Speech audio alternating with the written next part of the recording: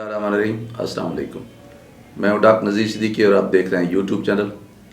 नाज़रीन किराम, आप जानते हैं कि मुल्क के मुहब्बे वतन हल्के और संजीदा तबकात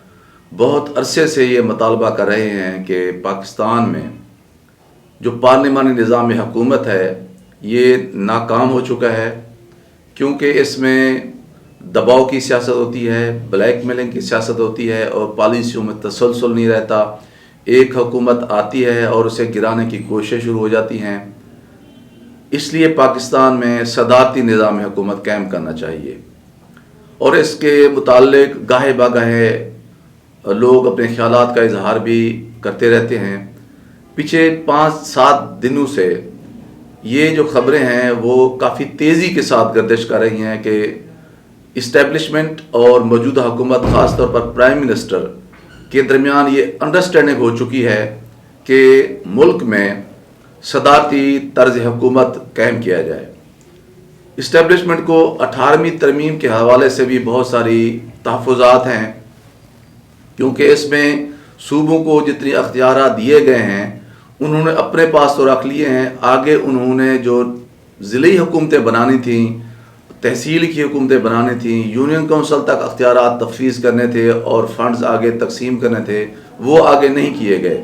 जिसके नतीजे में लोगों के मसाइल हल नहीं हुए। सिर्फ ये हुआ है कि वफाक से पैसे तो ले लिए जाते हैं, फंड्स ले लिए जाते हैं, लेकिन मुल्क के लोगों को, आम पाकिस्तानियों को इससे सहूलतें नहीं मिली। इसी तरह हेल्थ और एजुकेशन जो सेक्टर है बहुत ज़्यादा मुतासर हुआ है।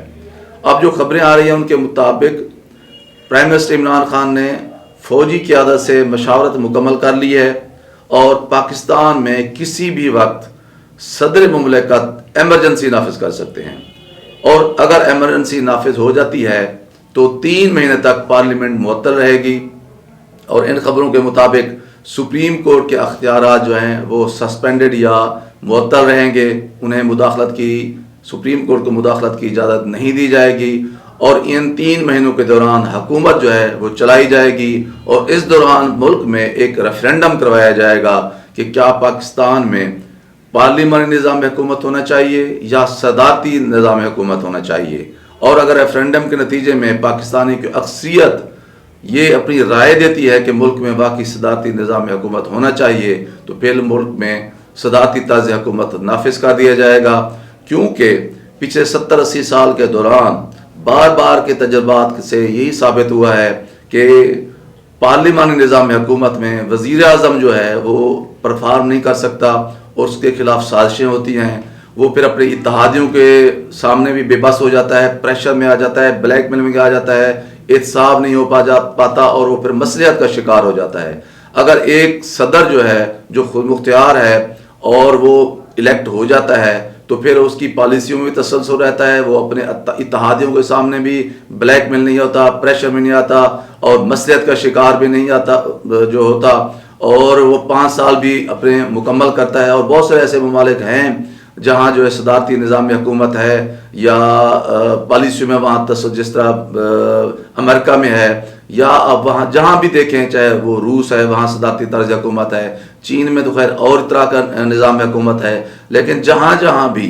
कोई ऐसा निज़ाम हुकूमत है जहाँ पॉलिसियों में तसलसल है और वहाँ की हुकूमतें काफ़ी देर तक कायम रहती हैं, उन ममालिक ने बड़ी तेज़ी के साथ तरक्की की है। जबकि पाकिस्तान में बावजूद कुछ तो मुदाखलत होती है इस्टेब्लिशमेंट की वजह से, कुछ जो हमारी सियासी हुकूमतें होती हैं वो अपनी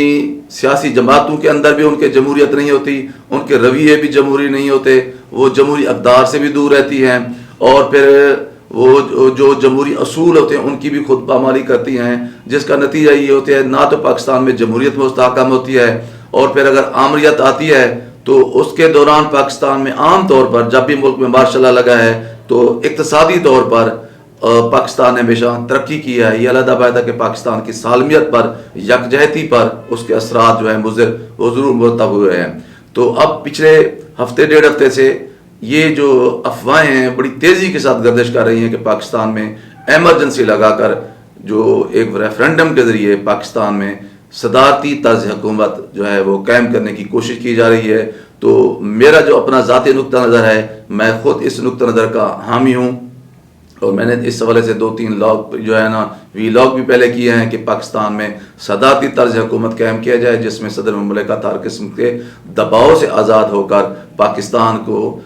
خوشحالی سے متعارف کروا سکے۔ تو اب دیکھنا یہ ہے کہ اس حوالے سے